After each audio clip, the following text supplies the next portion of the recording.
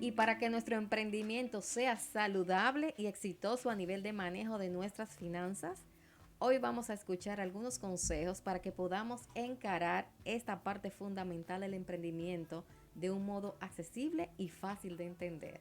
Con nosotros, Digna Paulino, nuestra coach En financiera. finanzas.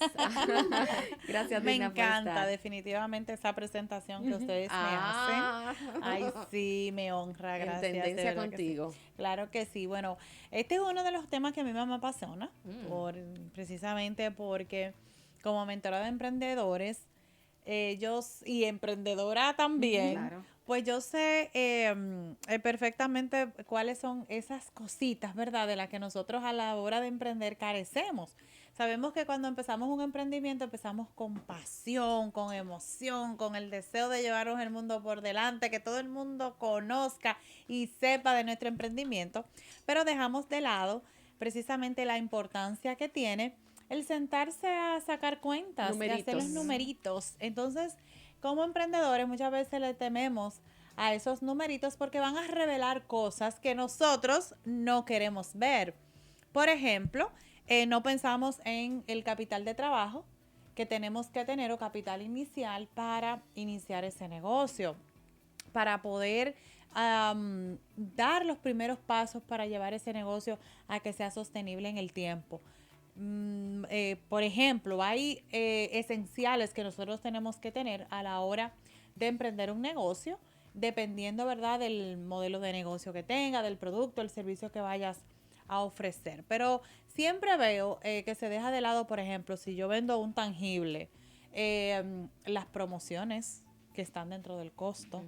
Entonces, dejamos de lado el calcular cuánto me va a costar ese producto a mí, cuál va a ser el precio de venta. A veces decimos, no, yo lo compré en 100, yo lo voy a vender en 120, porque no pensamos en todo lo que viene después asociado, que la Transportación, transportación, los que la, mercaderistas sí tienen que tener por góndola en el supuesto, supermercado. así mismo es la parte también El de la vendedor en promoción, sí, ujú. el vendedor si tú vas a pagar comisiones, la muestra que yo voy a dar o El la material prueba, POP.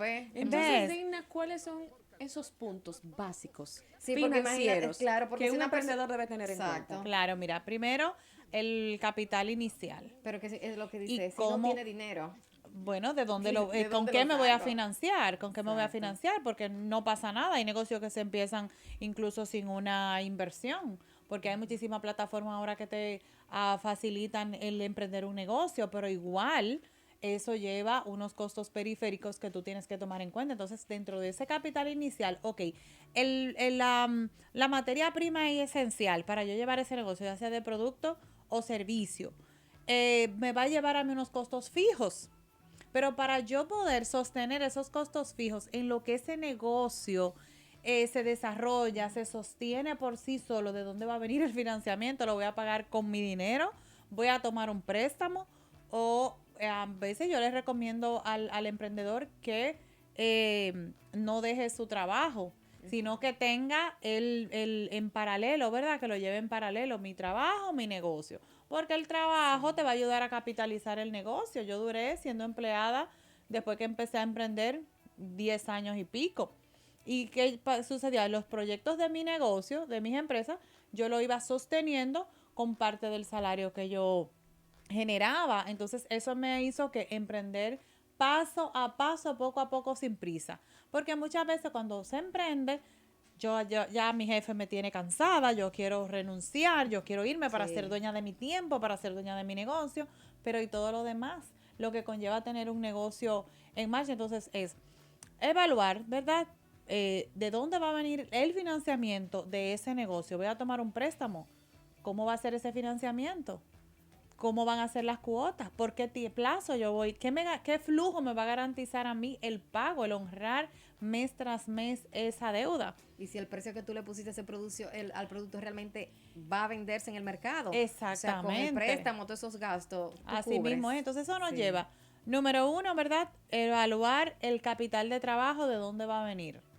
Para yo, incluso el capital de trabajo, tú lo tienes que calcular en base a un año. Tú tienes que tener el equivalente a un año de los recursos que tú vas a necesitar para empezar con tu producto mínimo viable, con la promoción que tú tienes que hacer. si vas a tener alguien que te maneje la plataforma digital, la página, si vas a hacer una página web. Una página web cuesta sobre los $2,500 si tú quieres tener una página web decente con todo lo que conlleva.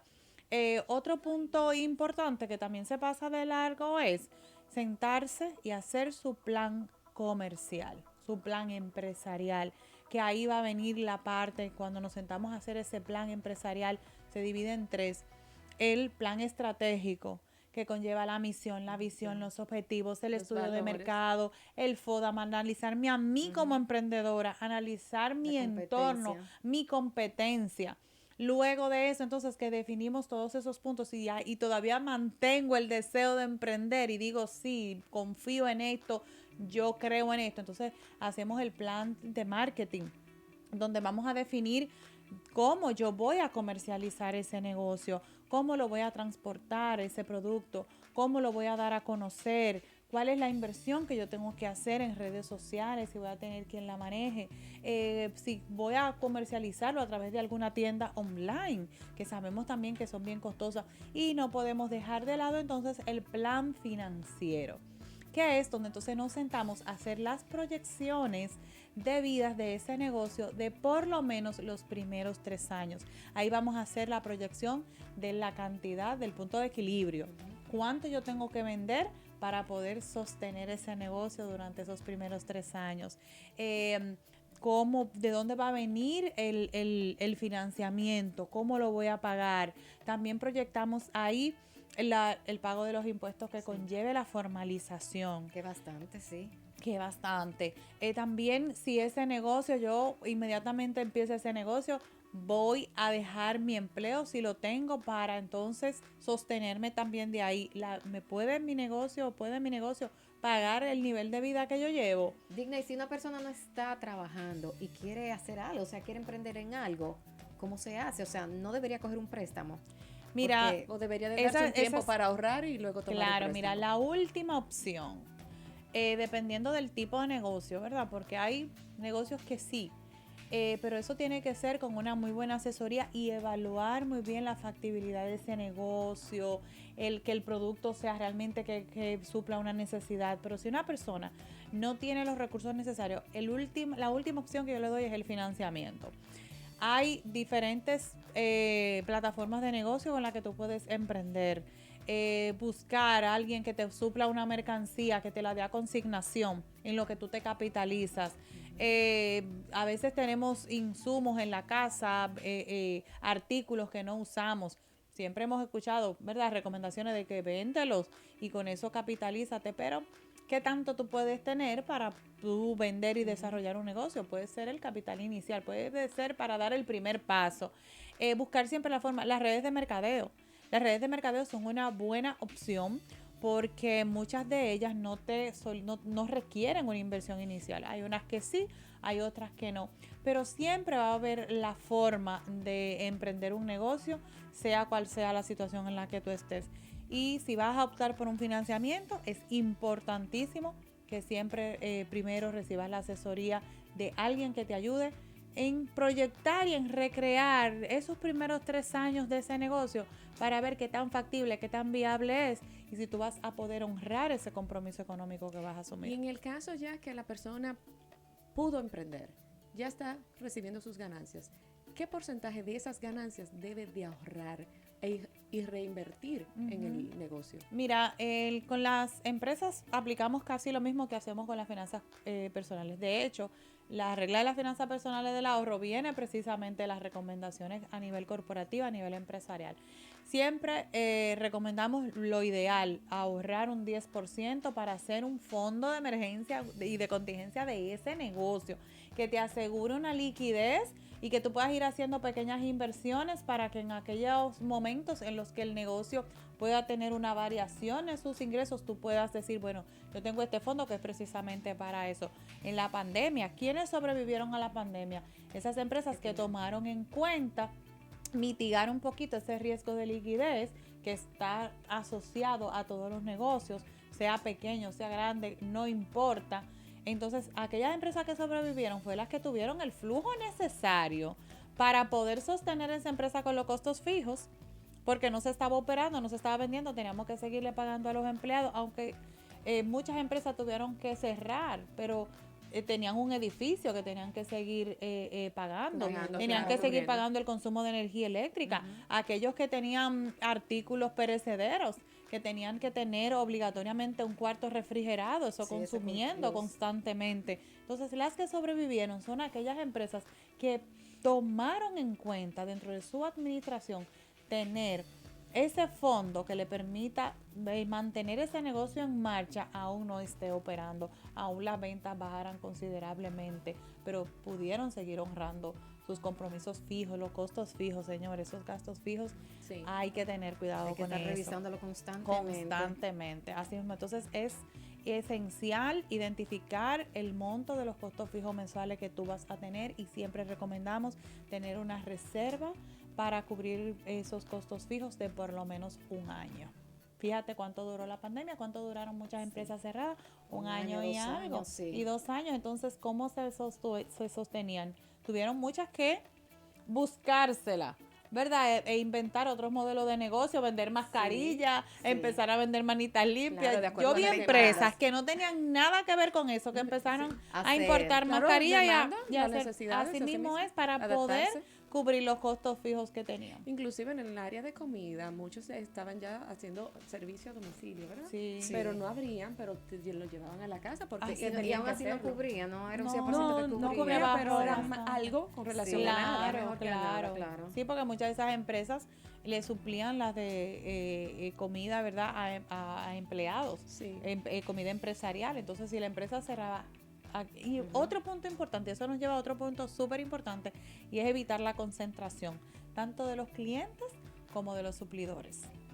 Cuando yo tengo un solo suplidor grande, que yo estoy feliz porque tengo un cliente 1A grande, mire, empiece a buscar a los chiquitos, porque los chiquitos son que lo van a mantener a usted si ese grande le falla. Claro, y generalmente el chiquito cumple muchas veces por más supuesto, que el grande. Así mismo, y sobre todo cuando se habla del gobierno, pero no quiero tocar esa tecla.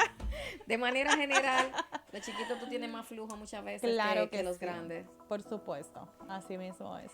Entonces, cuando mencionabas de que recomiendas que esa persona que está empleada continúe con su empleo y obviamente al mismo tiempo emprendiendo, ¿a qué tiempo aproximadamente, si hay un estimado de que la persona ya pueda decir, bueno, o cuáles son las características que ya esa persona dice, ya yo me puedo retirar de este empleo? Mira, cuando ya se te hace difícil llevar ambas cosas en paralelo, el negocio te va a hablar solito. Lo vas a ver tanto a nivel del esfuerzo que tienes que hacer para poder llevar ese negocio a cabo, que quizás ya el tiempo no me da, estoy muy agitada, pero mi negocio monetariamente, financieramente, ya me suple para pagarme lo que yo me ganaba en ese empleo que tenía, o por lo menos para yo decir, déjame hacer unos ajustes a nivel de mis finanzas personales para entonces yo dedicarme 100% a mi negocio, porque esto es lo que mi negocio me puede pagar a mí. Eso, yo digo que siempre va a hablar solito y te va a decir, no, ya, es el momento, es el tiempo. Y una de las señales es esa. No tengo ya el tiempo para dedicar a ambas cosas, ando como loco, pero aparte de eso, ya mi negocio camina solo y está generando los recursos para sostenerse él y para sostenerme a mí económicamente. Excelente. ¿Cuánto hemos aprendido? Emprendedores, vamos a llevarnos a nuestra financiera. Claro que sí. Así es. Saily, ya hemos llegado al final. Gracias, Digna Paulino, por estar con nosotras, como siempre, tu espacio y tu casa. Claro que sí, ¿no? A ustedes gracias y a todos los amigos y amigas que siempre están conectados. Recordar en nuestras redes sociales, Tendencia de Hoy RD, Instagram y Tendencia de Hoy en TikTok. Y para finalizar, nuestra frase en la noche de hoy dice así, que ningún soñador es pequeño y ningún sueño es demasiado grande. Mañana será un maravilloso día. Bye, bye. Usted está escuchando Tendencia de Hoy, tu revista variada.